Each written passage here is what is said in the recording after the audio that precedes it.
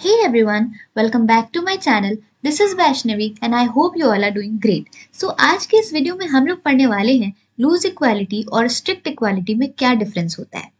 तो अगर देखा जाए तो दोनों ही एक तरीके के कंपैरिजन ऑपरेटर होते हैं जिसकी मदद से हम दो वैल्यूज या वेरिएबल्स को कंपेयर करते हैं कि वो दोनों इक्वल हैं या नहीं। तो जो लूज इक्वालिटी है उसमें हम केवल वैल्यूज चेक करते हैं, बट जो स्ट्रिक्ट इक्वालिटी है उसमें हम लोग वैल्यूज के साथ साथ ये भी चेक करते हैं कि उन दोनों वैल्यूज का डेटा टाइप इक्वल है या नहीं। बेसिकली लूज इक्वालिटी हम डबल इक्वल टू साइन से डिनोट करते हैं और स्ट्रिक्ट इक्वालिटी को हम ट्रिपल इक्वल टू साइन से डिनोट करते हैं। सो एक एग्जांपल के साथ इसे और अच्छी तरीके से जान लेते हैं। जैसे मैंने लूज इक्वालिटी में एक वेरिएबल बनाया है a इज इक्वल्स टू 10 और मैं एक और वेरिएबल बना देती हूँ b इज इक्वल टू 10। ठीक है, अब अगर मैं कंपेयर करूं console.log और मैं यहाँ कर देती हूँ a double equal to b। ठीक है, तो ये डबल इक्वल टू क्या है, ये लूज इक्वालिटी है और मैं चेक करना चाहती हूँ क्या a और b इक्वल है। तो इसका आउटपुट ट्रू आएगा।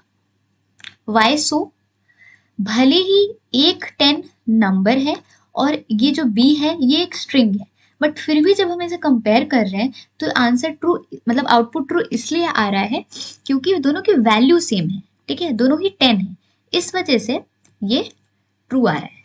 बट अगर स्ट्रिक्ट इक्वालिटी की बात करते हैं, यहां पर अगर मैं लिखूं console.log a triple equal to b, ठीक है, a triple equal to b यानी यहां पर भी हम कंपेयर कर रहे हैं बट यहाँ स्ट्रिक्ट इक्वालिटी है। ठीक है, तो इसका आउटपुट आएगा फॉल्स।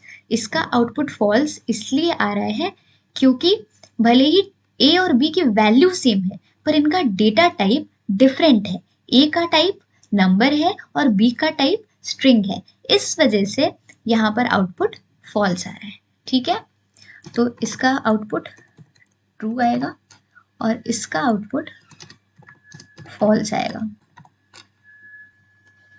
अब अगर यहाँ पर let c is equal to 10, यहाँ मैंने एक और वेरिएबल बना लिया, इसमें भी मैंने 10 स्टोर किया है। ठीक है, तो अब अगर मैं console.log a triple equal to c करूंगी तब इसका आउटपुट ट्रू आएगा।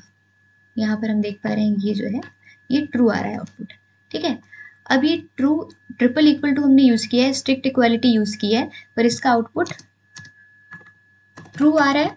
क्यों? क्योंकि यहाँ पर a और c की वैल्यू 10 है। ठीक है, a की वैल्यू भी 10 है और c की वैल्यू भी 10 है, पर दोनों की वैल्यू सेम है और दोनों का डेटा टाइप भी सेम है। a का डेटा टाइप भी नंबर है और c का डेटा टाइप भी नंबर है। इस वजह से जब हमने a और c को स्ट्रिक्ट इक्वालिटी से कंपेयर किया तो इस बार हमारा आउटपुट ट्रू आया।